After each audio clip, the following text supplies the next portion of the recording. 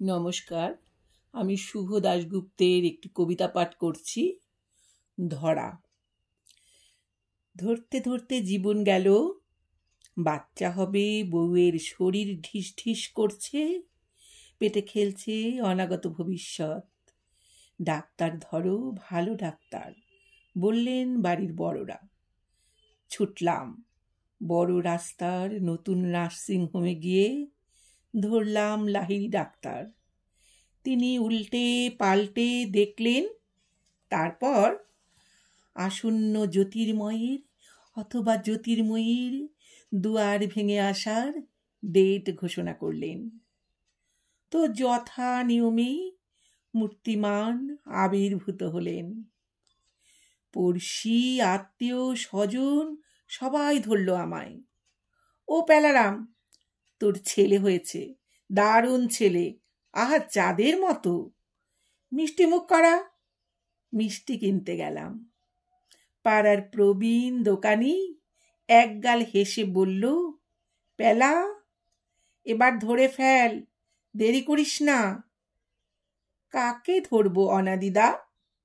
আরে, বড় স্কুলের দরজা ধরে ফেল, এখন থেকে লাইন দে, নইলে ছেলের অ্যাডমিশন হবে না। সে কি, সবে তো ছেলের বয়স 2 দিন। ওই তো বাঙালি ওই রোগেই মরেছে, কাল করব বলে ফেলে রাখিস না। এখনই স্কুল ধরতে না পারলে ছেলে শেষে ধবধবির মাতঙ্গিনী স্কুলেও চান্স পাবে না, তখন ঠেলা বুঝবি। গেলাম এ স্কুল ও স্কুল, এ বলে ডোনেশন কত দেবেন, ও বলে আপনাদের বাবা মায়ের আগে পরীক্ষা নেব, পাশ করলে ছেলের টেস্ট হবে। তারপর গিন্নিকে বললাম, শোনো, দুধ খাওয়াতে খাওয়াতে এই সব বই পড়তে থাকো, মুখস্থ করো, নইলে ছেলে তোমার মুখ্য হয়ে থাকবে। গিন্নি বুদ্ধিমতী, কোলের ছেলেকে বুকের দুধ খাওয়ায় আর বই মুখস্থ করে।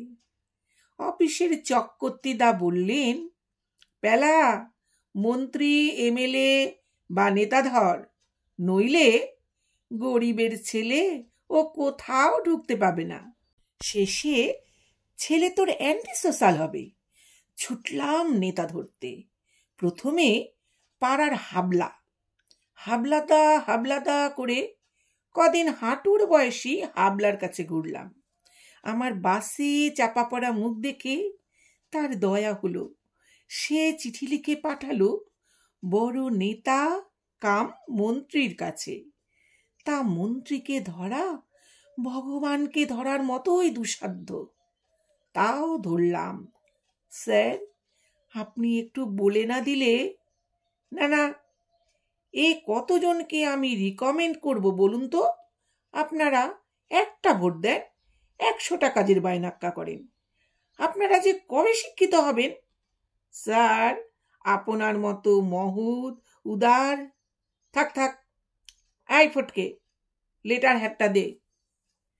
ফটকে লেটার হেড এগিয়ে দিল। ঘস ঘস করে মন্ত্রী লিখে দিলেন। চিঠি হাতে ধেই ধেই করে নাচতে লাগলুম। মন্ত্রীর চিঠি, ধার করা টাকায় মোটা ডোনেশন, সব কিছুর পর ছেলে ভর্তি হলো। টাই গলায় ঝুলিয়ে, নীল প্যান্ট, সাদা শার্ট পরে ছেলে আমার বাসে চেপে স্কুলে যায়। ছেলে বড় হতে থাকে, আমি বুড়ো হতে থাকি। যেমন বাপ তেমন তার ছা। পাশ করলো, রেজাল্ট ভালো হলো না। ছেলের মা চোখ ঘুরিয়ে বলল, ওর আর দোষ কি, ভালো খাওয়াতে হয়, ভালো পড়াতে হয়, ভালো মাস্টার রাখতে হয়। কোনটা তুমি পেরেছ? সত্যি পারিনি তেমন কিছুই। আত্মীয় এক পরামর্শ দিল, শোনো, ওই রেজাল্টে ভালো কলেজে তো হবেই না, মফস্বলের কোনো উঁচা কলেজে হতে পারে, তাও যা ভিড়। তুমি দাদা ধরো, ভেবা গোবিন্দপুরে গিয়ে সেখানকার কুখ্যাত কলেজে ভর্তির জন্য দাদা ধরলাম। দাদা বলল, আমাদের এলাকা উন্নয়ন ফান্ডে মাল দিন। আপনার ছেলে কি যেন নাম, ঘনশ্যাম, ওর একটা ব্যবস্থা যাতে হয় আমি দেখব। গেল পিএফ লোনের টাকা, ছেলে কলেজে ঢুকলো, পাশ করলো ঝাঁটা খাওয়া আরশোলার মতন কেতরে কেতরে। লোকে বলল, নেতা ধরো, নইলে চাকরি হবে না। শেষে সুইসাইড করলে ভালো হবে। পাড়ার রকে বসে মেয়ে দেখছে, সে কদিন চলবে। ধরলাম 7 মিডিয়ার ভায়া এক মন্ত্রীকে। ছেলে কি আমাদের পার্টি করে? করে না। কেন? তাহলে কি অন্য দল করে? তাও করে না। তবে করেটা কি? আমি পারবো না। স্যার, আপনি না দেখলে মরে যাব। ছেলের একটা চাকরি না হলে।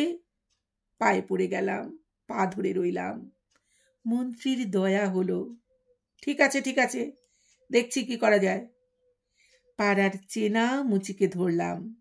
ভাই, এ পুরানা जूता है, थोड़ा पेरेक लगा के ठीक कर दो। मंत्री राजा के पास 1000 बार जाना होता है।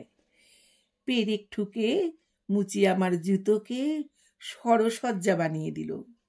যাই আর আসি, আসি আর যাই। গোড়ালি দিয়ে রক্ত পড়ে। মন্ত্রী বলেন, দেখছি, দেখব। সন্ধে ঘনিয়ে আসে। অফিস ফেরত বাড়িতে ঢুকতেই ভয় হয়। ঢুকলে গিন্নি বলবেন, ছেলেটা আমার চিন্তায় চিন্তায় শুকিয়ে গেল। কেমন বাপ তুমি? সবাই কেমন একে ওকে ধরে ছেলে মেয়ের চাকরি বাগিয়ে নিচ্ছে, তুমি কাউকে বাগিয়ে ধরতে পারছো না? জানো, ও ওই চ্যাটার্জি বাড়ির সুন্দরী মেয়েটাকে বিয়ে করবে বলে কথা দিয়েছে।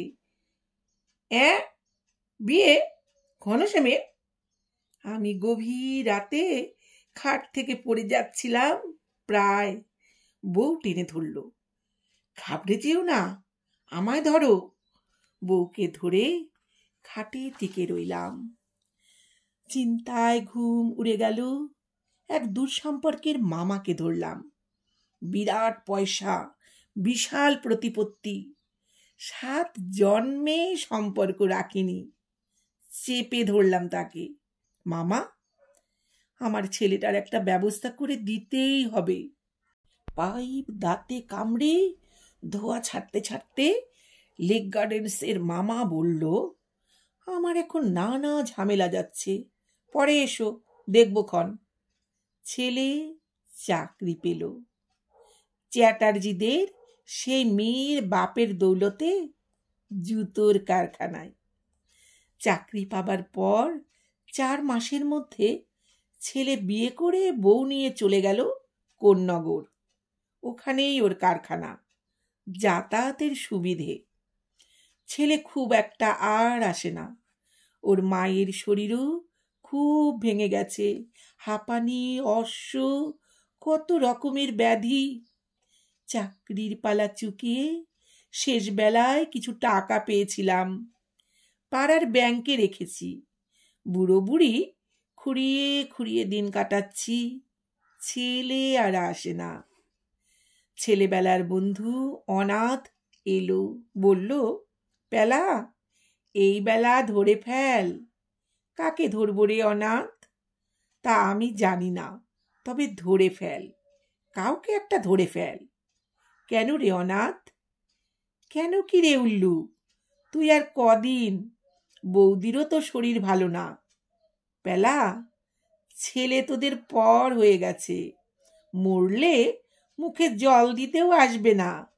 এই বেলা কাউকে ধরে ফিট কর।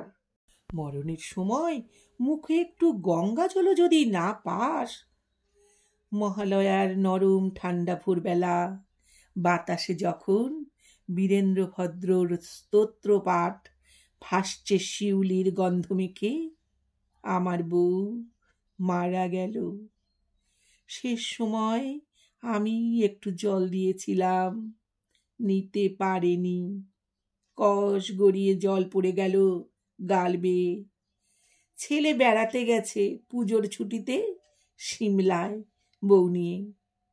আজ বিজয়া দশমী, কাল ছেলে ফিরবে। কাকে আর ধরবো বলুন?